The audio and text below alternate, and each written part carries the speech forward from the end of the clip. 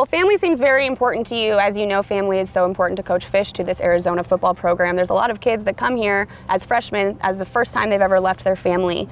What kind of advice do you give those guys? Be yourself. Yeah. Because the guys can see straight through if you're being a phony. So just be yourself and show up, show out, and make a play. The quickest way to make friends on a football field is to make a play. Once you make a play, I'm like, okay, we'll see if we like you or not. If you can't make a play, whether you're likable or not, they're not going to really hang around with you. So you make plays. This business is about performance, and you got to show up and perform. So ultimately, that's it. Either you did or you didn't. There's no in between. I could talk to you all day about the kind of knowledge and the wisdom that you share with the team, but what's your favorite thing to tell the team overall after a tough loss, say? Change your life. Okay. I tell them that every day. My wedding band on purpose, I tap them on their helmet so they hear it click. Yeah. And I'm like, change your life. And one of the days, I think Jackson Turner asked me, so why do you say that all the time? I'm like, because I was 49 years old and I'm watching college football and going, I'm getting ready to do that. And my wife said, go ahead, let's go do it. And I'm like, so I went out and got some vocational training, connected with people that I knew, and I'm a coach now. And I'm beyond blessed. And if I didn't mention the glory of God, that my first job, I didn't coach before. I coached life. And to me, Coach Fish saw that, okay, he's going to be a really good coach, but he'll bring some other nuggets to this organization. So you think about it, I don't just get a job. I got a Power 5 job less than an hour and a half from where I was. So I didn't have to pick up and move across the country. It was just a drive down the 10. How did you get connected with Coach Fish then? Some of his good friends, when he got the job, they just asked, you got any good coaches out there? And they said, you need to talk to this guy, Scottie Graham. And we had an initial conversation, and we had another one, and there were some synergies. He realized that, you know, that this is a good thing. And he told me there's no promises, but we talked, and then finally he was like, hey, I want you to be here. And I'm like, I want to be here. And he knew I wanted the job bad because it was just an opportunity to change people's lives. Again, change your life.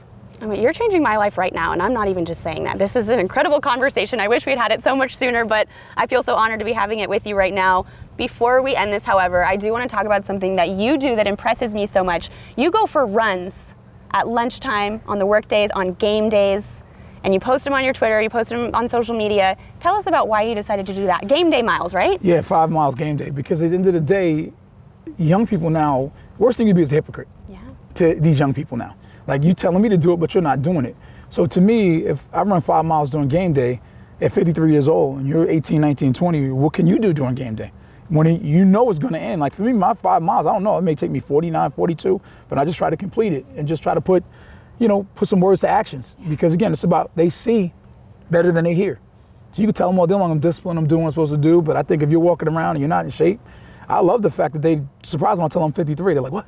I'm like, yeah, I'm 53. I'm your dad's age. And they're like, no. I'm like, I'm kid's age. You got to be kidding me, Coach Graham. I'm like, yeah, my kids are 29 and 26, man. So I just think that's huge to say, I used to play in the NFL. You should look like it. Yeah.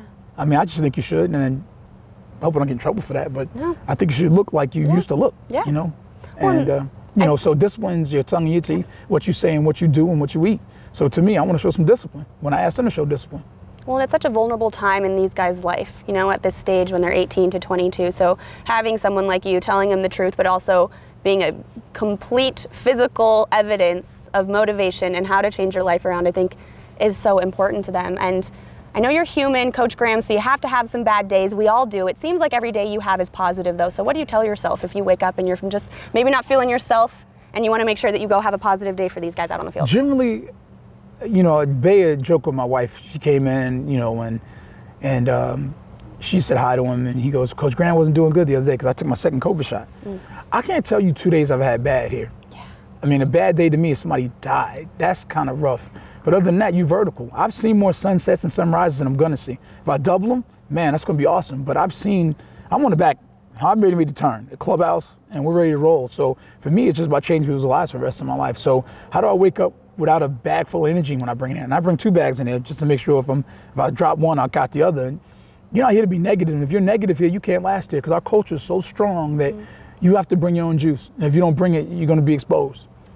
Thank you. Can I give you a hug? You changed my life. Give me a hug. Thank you, Coach. All right, I appreciate it. All right, let's go.